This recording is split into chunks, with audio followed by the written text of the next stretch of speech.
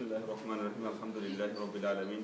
Salatu wassalamu ala Rasulihil Kareem wa ala alihi wa sahbihi wa man istanna bi sunnatihi ila yawmiddin. Assalamu alaikum wa rahmatullahi wa barakatuh, brothers.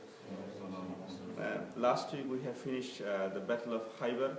So after the Battle of Khaybar, Rasulullah sallallahu alaihi wasallam, he started sending letters to different rulers. And we mentioned this before that, because now that Rasulullah sallallahu alaihi wasallam had the Treaty of Hudaybiyah, and we mentioned that one of the wisdom of Treaty of Hudaybiyah, that is the opportunity for the Muslim to concentrate on other things. Because when Muslims were, before the Treaty of the Hudaybiyah, the Muslims were always in anxious and and in fear that anytime Quraysh can come and attack them, because there's no treaty. And that's what happened. They did in Badr, Uhud and Ahzab, all these battles, they tried to do this.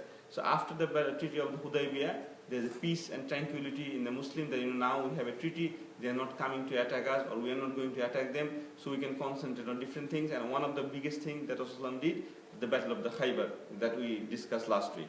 So now all these letters, you must have remembered, it's not sent at the same time. So this is the time, like most of the Seerah book, if you go through any Seerah book, even any modern Seerah book, you will see that after Battle of Khaybar, this chapter comes in. Why? Because this is the time Rasulullah started the letters. So maybe not all the letters went in the same time or same month. It started from the 7th year of the Hijrah, 7th year after the Hijrah, after the Battle of Khaybar, and it continued for another 1 or 2 years, something like this. So different times and different letters. And in the books of the Seerah, there's a lot of letters. The letters to different tribes, a lot of other kings and everything, but only there are a few ones that are more important. So inshallah ta'ala, we'll mention only 4 of them here today. And with this 4 one, we'll try to understand why Rasulullah sent the letter in this way, and what is the content of the letter, and what is the wisdom behind this one. So inshallah ta'ala, we'll begin. The first letter to the Najasi. The Najasi, as we all know, that he was already very sympathetic to Islam. If you guys remember, long time ago, that the people from Makkah, the first 17 people, they went to Habasha, and one of the people was Jafar. We talked about Jafar, the brother of Ali ibn Abi Talib, and he went there and he gave him there's a whole story and drama was there. The Amr ibn As, he was non-Muslim there. He went there. He tried to influence the minister of the Najasi to get the Muslim out of there, but they couldn't do it, because the Najasi was a very knowledgeable man, and he was a type of Christian that he respected the other people and everything. So when they listened to the speech of Quran from the Jafar mouth, he understood and he thought that this is something sympathetic. So anyway, a lot of scholars say that at that time Najasi accepted Islam in his heart, but we don't know, but it proves that Rasulullah sent him a letter after so long time. It's almost after 13-14 years he's sending him another letter, and in the letter he just writes that this is the Bismillahirrahmanirrahim. In the letter he started with this one, and he said this is from Muhammad ibn Abdullah sallallahu alaihi wasallam. This is from Muhammad ibn Abdullah, and to the emperor of the Najasi. Najasi was the title. His name was Ashuma. So he turned to Ashuma and said, "Is a message of the Islam." And it is mentioned, then he mentioned the ayah of Ali Imran, ayah number 64. Ayah number 64 is the famous ayah. If any of you have watched any lecture of Zakir Naik, Dr. Zakir Naik, he always says this ayah, it's called Ayatul Dawa basically. So ya Ahlul Kitab, bainana bainakum ta'ala bainana bainakum, means come between you and me. So whatever is common between us, we accept that one. Whatever is not common, we reject that one. We pray to Allah subhanahu wa ta'ala, we worship only Allah subhanahu wa ta'ala. So this is the verse, and after this verse, Rasulullah told him that if you accept Islam, Aslim Tuslim. So this is a dialogue from Rasulullah. Aslim Tuslim means if you accept Islam, then you are saved. So this is and Rasulullah, when he wrote the letter through someone, it was very concise, only few lines and few quotes, and it says that some of the book, especially the book of At-Tabari, he said that after this one, Najasi sent his son to Medina. He tried to send his son to Medina to accept the Islam, to go to Rasulullah and give the bayah. But the boat that they were coming from there, it was drowned in a storm in the sea. But anyway, Najasi accepted Islam. But his people didn't accept it that way he did. It could be like he was scared of spreading this new thing. He was surrounded by all the Christian. But how do we know that Najasi accepted Islam? Because after 2 years, in the year 9th of Hijrah, one morning Rasulullah came and he said that today Jibril came to me and Jibril told me that your brother in far land, meaning Abyssinia, he's passed away. So we have to do janazah. And this is the only time Rasulullah prayed janazah al-ghaib. You know, the ghaib janazah that we say, this is the only time Rasulullah prayed for Najashi. So obviously he's a Muslim, and Rasulullah know that, and that's why he prayed janazah. And the fiqh of ghaib janazah comes from this incident, and it was still, you know, there's different opinions of when we should pray the janazatul ghaib. It says that in the most strongest opinion is that, like, if a Muslim die, if your brother die in some place where there's no one there to pray his janazah, then we pray janazatul ghaib. So this is what happened to Najashi, and because Najashi was always sympathetic to Islam, and he accepted Islam, and you know, this is how he ended his life. But it is clear that because there's no one there, no other Muslim to pray his janazah, so Rasulullah prayed the janazatul ghaib. The next letter we'll talk about, this is the letter to the Roman emperor. Roman emperor actually at that time was Heraclius. It's not Hercules, it's Heraclius. Heraclius was the emperor of the Roman at that time, and he was if you even read the books of the normal, you know, Christian history, or a normal Wikipedia or Google, you will see that Heraclius was a very, very strong emperor, and he was portrayed not only as like a good warrior, but he has a knowledge of the book. So he was much knowledgeable in his Bible, and you know, because he was a Christian, and he has knowledge about the other religions around his area and all these things. So what happened in the Heraclius actually, he was the emperor of the king at that time. Damascus was under the rule of the Roman emperor.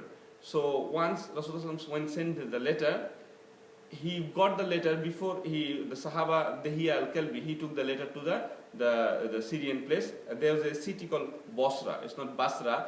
Basra is the city in Iraq now, but there's a city in Syria, the south of Syria is called Basra, and people from Makkah, they used to go to Basra to do trading. So that's where every Quraysh used to go, every Arab people, they used to go for trading in Basra. So that's where Dihya al-Kalbi went to with the letter. But before the letter, you know, the emperor had the news of the Prophet ﷺ, that there's a new prophet came in this area and everything. So he wants to check that what's going on. And he's a smart emperor, so he asked his people, is there anybody in Basra from Makkah now? And they said, yes, there is a caravan from Makkah, and there are some people from Makkah, and maybe they know about this new person who claimed to be a prophet. So he said, okay, bring the leader from them. The caravan leader, who is the leader, bring it to him, bring him to me. So the caravan leader was Abu Sufyan. And Abu Sufyan was captured, you know, and it is the guard of the emperor. So they are told that, okay, you have been called to the palace of the emperor. So they took Abu Sufyan in front of Heraclius. And then Heraclius asked him some questions about Rasulullah ﷺ. Abu Sufyan at that time was not a Muslim. So he could say lie about, you know, Rasulullah ﷺ. But he couldn't do that because, you know, he had his people. And what Heraclius did, he said to Abu Sufyan, come in front of me. So Heraclius was sitting here, and he told his people, the people of the, you know, Abu Sufyan, like the people who followed Abu Sufyan, to sit a little bit farther back. So Abu Sufyan don't know that his people are sitting at the back, and he told the people that if he lies, if Abu Sufyan lies about anything he asks, you do some, you know, ishara.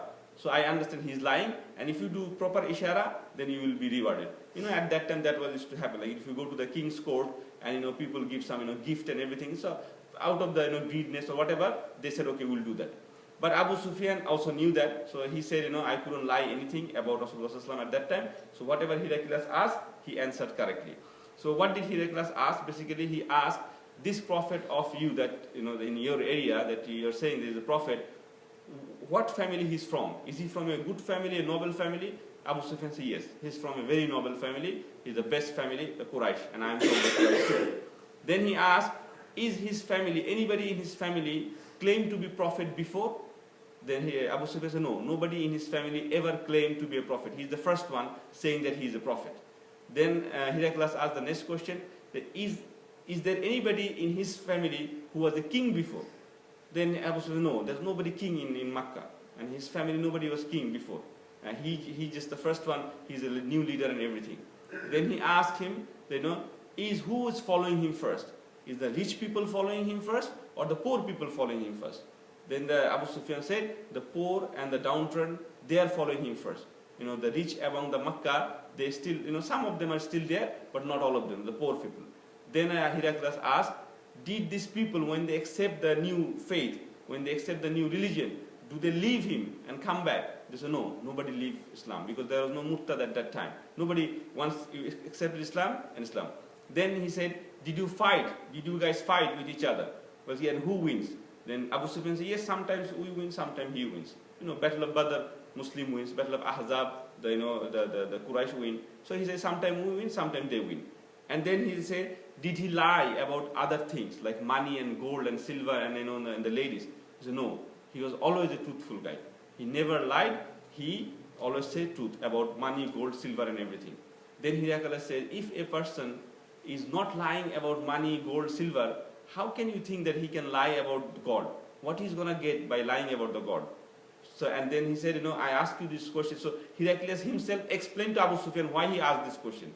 He said, I ask you whether he's from a noble family, because all the Prophet of Allah subhanahu wa ta'ala is from a noble family. Then I ask you, is there anybody prophet from his family? Why did I ask you? Because if there was a prophet from his family, I would have think that this is their family fashion, Like, my uncle claimed a prophet, so I'm also claiming a prophet. But he's the first one. I also asked, anybody is king from his family? And you said no. Because if someone were king, then I would have think that, he wants to get that kingdom back. Once you are in politics, and your father or mother was in politicians, and then you want to go back to the politics. Why? Because you want to get the family tradition back. So maybe I thought that he would do that. And also you said the poor people follow him first. And that is the tradition of all the prophets. The poor and the people who are distressed, the helpless, they follow him first. And also you said that they never leave the faith, and this is a true sign of the prophet. Then Heraclius himself said, if what you have said is truth, then I predict that very soon he will rule the land under my feet. Meaning what he's saying that, he will rule this area, Syria. That's what he said. Now, after this one, what he did basically, he asked his, the ministers and everything. Heraclius asked his minister, and he told them, look, I have a bad dream. Maybe he made up the dream and said that I have a bad dream that, there's a new leader is coming from some area, and he will take over us. And I don't know what's going to happen. And I saw in the dream that this kind of people, they are circumcised. This kind of people are circumcised. So at that time the minister said, okay, only the people of the Jews, they are circumcised. Because in Makkah, in Mushrik, they never did circumcision. Only the Yehud, because it's a tradition, it's a sunnah from Ibrahim alayhi salam. So the people of the book, the Jewish people, they used to follow this sunnah at that time.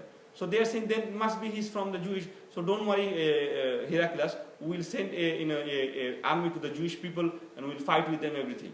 And when he's trying to do this one, at that time Dihya al-Kalbi come with a letter.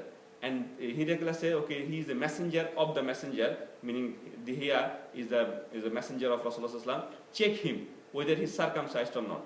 So they got hold of Dihya, they checked him, and they found that he is also has circumcision, and their belief become more stronger in that one. And then he gave the letter to Heraclius, and the letter has almost the same kind of thing. Rasulullah said, this is from Muhammad ibn Abdullah sallallahu, and this is to the emperor of the king, and Aslim Tuslim, accept Islam and be saved. Islam is this, all this, the basic dawah of Islam. And at the end say, if you don't accept Islam, then all the sin of the follower of you will be on you on the day of judgment. So what Rasulullah saying, if you don't follow, if you don't accept it, the people who are following you, you will be in charge for them. You will be responsible for them. So this is the letter of Rasulullah to the Heraclius. After he got this letter, he was in tense and everything, but he couldn't accept Islam because he died on his own faith because he was the emperor of that time. And once it's still in the Bukhari actually that he sent another guy, another spy basically, to Rasulullah to get 3 questions. So he tries to verify whether this prophet is right. So he asked question to Abu Sufyan. Now he has his own spy, and he told the spy, you go to this new person, go to this new prophet, and ask him these 3 questions, and check whether he answers. So this guy, we don't know his name. He said this guy is from a place called Tanuhi. So he said in the books of the hadith, he said the hadith of Tanuhi. So the guy from the Tanukh area. So this guy went to Rasulullah, and he said to Rasulullah, look, I came from Heraclius, and I have some questions for you. And Rasulullah, what the question? Well, yes, I'll ask the question, but I want to stay with you a few days. So he was just playing a bit smart. And he said to Rasulullah that, he wants to check, something that he inquiry. Before he asked, Rasulullah start answering the question, because the three question was actually from Heraclius that he said to Tanuki that, when you talk to the new prophet, he will talk about the letters of me. Check whether he talks about the letters of me and other people. Also check when you read my letter, because he gave a question in a piece of parchment or something. When you read this one, in his answer, does he use the word night? And also check whether he has any mark at the back. So when Rasulullah started talking to him, Rasulullah said, look, I have sent letters not only to Heraclius, I have sent letters to different kings, different emperors, and if you have any queries, you can ask me. So Rasulullah already mentioning the letter. So already talking about the letters. So first question was done. So before he asked, Rasulullah already talked about the letter that he's sending to him. The second question, the guy asked that, in your Quran, it says that the Jannah is the size of from the earth to the sky. One of the verse of the Quran says, the Al-Jannatu ka'addu samawati wal ard, meaning the width of Jannah will be from the earth to the sky. Like, whatever is the width from here to the one Jannah will be like this size. There's one of the ayahs in the Quran like this. So if it is that big, if Allah has made Jannah that big, so where is the Jahannam? So everything will be filled up by Jannah only. Where is the Jahannam? So that is the question from Heraclius to Rasulullah to check him. So Rasulullah answered, Subhanallah, how does night come after the day? So it's the same way Allah can have Jannah and Jahannam both. So this is how he answered the question, because if Allah can make night and day, because day is like bright and shiny, right? And what happened? In the same place we are staying, but it becomes night, right? And so Allah can have Jannah, and on the same side Allah can have Jahannam. So this is how he answered. So Tanuki got the second answer, but now Tanuki cannot ask, I want to show any mark if you have, because he doesn't know where is the mark. So he said, okay, I got two answers. I think that's good enough. So Tanuki wanted to go back to Heraclius. When he's next day when he said, okay, I have done, you have answered my question, I'm going back. So he started going back, and then Rasulullah called him, come here. You want to see something? So Rasulullah turned back and he showed his back. And there's the Khatamun Nabiyya, the Rasulullah has a mole here. This is the seal of the prophethood. So Rasulullah knew that he is looking for that. So he showed him this one. So the Tanuki went back to Heraclius and told him all these things. And Heraclius called another meeting, and he said to all his minister and everything, look, I think this faith, this prophet, this new faith is a true faith. And what do you think that if I accepted this faith? What do you think if I accept Islam? And all the people, all the ministers and everything, they become crazy. They say, are you crazy? If you accepted Islam now, all the people, is a big thing. And also they have a fight with the Persian all the time. So what's going to happen with this? So they have all this question, chaos and everything. So that time Heraclius said, no, I was just testing you guys. I was just testing what you're saying. So I still believe in Jesus. So whatever Jesus said, I was just testing you. So, and he didn't accept Islam. And it was said that when the Muslim conquered the Palestine, the Jerusalem, that time Heraclius was also alive. So he predicted that Muslim will conquer this land. And in the time of Umar ibn Khattab, he conquered the Syria and Damascus. And he saw that one with his own eyes, that his prediction became true, that Muslim came to the Damascus and all the area beside this. So this is the letter of the Roman emperor. The next letter to the Persian emperor. His name was, the Persian emperor at that time, when Rasulullah was sending this letter, his name was Khusru. His name was Khusru, and he has a title, it's called A-Parwiz, and which changed to, Parvez. And a lot of people in Bangladesh, Pakistan, they have the last name called Parvez. And this is the name came from Parvez. Actually, this main one is Parwiz, but it's changed to Parvez. A lot of people name it Parvez in Pakistan and Bangladesh, and this is where it comes. So his name was Khusru A-Parvez, the emperor name. And it was said in the books of the Seerah that he was a very, very torturous ruler, and he was very sensual. He had, a lot of, wine and lust and a lot of things. He said that he has a harem of 3,000 concubines. So he was a very greedy, lusty kind of emperor. He's not a good emperor at all. And he was the last of the emperor of the Sassanid. Sassanid means the Persian emperor, so Sassanid kingdom. And after that, nobody can become a emperor like him. So he was the last one when he passed away. And when Rasulullah sent a letter to him, it's the same letter, and he told him that the Aslim Tuslim, that you accept Islam, then you will be in the peace. But he didn't mention the ayah of the Surah Al Imran, because this guy is not a Christian or not a Jewish. He's not Ahl Kitab. he is Majusi. They used to worship the fire and everything. So he's not from this one. So Rasulullah didn't mention the ayah of the Ahl Kitab ayah. So when the letter went there, because he was an arrogant ruler, what he did, he took the letter and he tore it up. He became angry. He said, what is this new guy, new prophet? Where you came from? And so he mocked the messenger, meaning the messenger of the messenger of Rasulullah. And he said, go back to your, where you come from. I don't like this letter. So he tore up the letter. And this message came to Rasulullah, and this is mentioned in Bukhari in a lot of places that Rasulullah said. He said, the way he tore up my letter, Allah will tear up his kingdom. Allah will tear up his kingdom piece by piece. And it will happen very soon. And that's what happened. Within 7 to 10 years, everything in Sassanid kingdom is finished forever. The Roman emperor, they had a fight, the Muslim people, they conquered the Syria and everything, but they are not finished from this world. And that's why we're still saying, there's all the white people. Roman means, basically, the people of the Europe, basically. They are the Roman, basically, on most of the time. So they still rules, right? So Allah haven't finished it. And Rasulullah said, because Heraclius preserved my letter, he respect my letter, Allah will respect his kingdom. And this guy didn't respect my letter, and his kingdom will be finished. And this king was in Ctesiphon. Ctesiphon became, I think it's called in Muslim name Isfahan or something. It's in Iran actually, basically. So it's Isfahan, yes. So the whole kingdom was finished in the time of Umar ibn al-Khattab. And if you still go there, they have still some relics, in Iran or Tehran or these areas. They have the big palaces and everything. But this king was finished of that. So what happened with this king? Once he got the letter, he was angry. He sent the letter back. But he also did another thing. He sent another spy. So there was a guy from Yemen, his name was Bazan. So he is one of his governors. So he told Bazan, you send 2 spies and check what is this new guy doing. And if he's unarmed or everything, pick him up and bring him to me. See how dare he is. He's telling that, send 2 spies and capture Rasulullah and bring. Rasulullah is fighting with the Quraysh, all this big battle, Badr, Ahzab and Uhud, all this thing. And he thinks that 2 people can catch Rasulullah and bring him to the in front of him. So anyway, these 2 people went to Rasulullah as a spy to Medina, and these people has very big mustache, the people of the Tehran, Persian at that time. And this is where the hadith of the beard come. When Rasulullah saw them with this beard, like big mustache and no beard, Rasulullah asked them, who told you to keep, mustache like this? They said, our Rabb, because they used to call their Lord, Rabb, the meaning of his Lord. The king is called Lord, right? You know that. So they said, our Rabb. Then Rasulullah said, my Lord said to keep the beard like this and cut the mustache.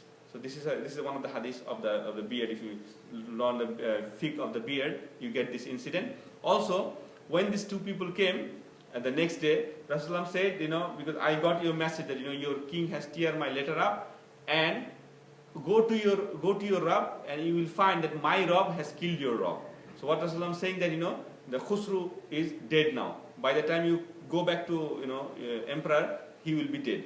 And how it happened basically, his own son, the Khusru's own son, he did a treaty with the Roman at that time, and there has an internal clash, and because he was not a good ruler, his own son tried to get the power out of him, and the fighting broke down internally, and he captured his own father, and he tortured him, and he died a very cruel death. So his own son killed him, and this was done when Rasulullah was still alive. So Khusru Parvez was dead when he was alive after receiving this letter a few days. The last letter for today, the letter to Al-Muawqis. Muawqis, actually, it is a title also. This is the emperor, the king of the Egypt at that time. And Rasulullah sent him the letter, the same kind of letter. And it was said that he used to follow obviously Christianity most of the time, but it was a different version of the Christianity, because the Christianity also at that time became different type of the Christianity at that time. So Al-Muqawqis, he respected the letter of Rasulullah. He didn't accept Islam right away, but what he did, in response to Rasulullah, he sent some gifts to Rasulullah. He sent a mule, his name was Duldul, so that is the mule of Rasulullah. It's called Duldul. And also he sent some gifts and everything, and he sent two ladies as a slave ladies, and one of them was Maria ibn Qibt, and also Shireen. So the Maria, she became the Ummu Ibrahim, as you all know. that this is she had the son called Ibrahim. The Rasulullah had the last son. His last child was Ibrahim, but Ibrahim passed away when he was only 18 months old. So this is the lady Maria ibn Kib. So it's called Ummul Ibrahim. We don't tell her that he's a Ummuhatul Mu'minin, because she was not a wife of Rasulullah. She was the Mulkil Amin, basically the slave lady of Rasulullah.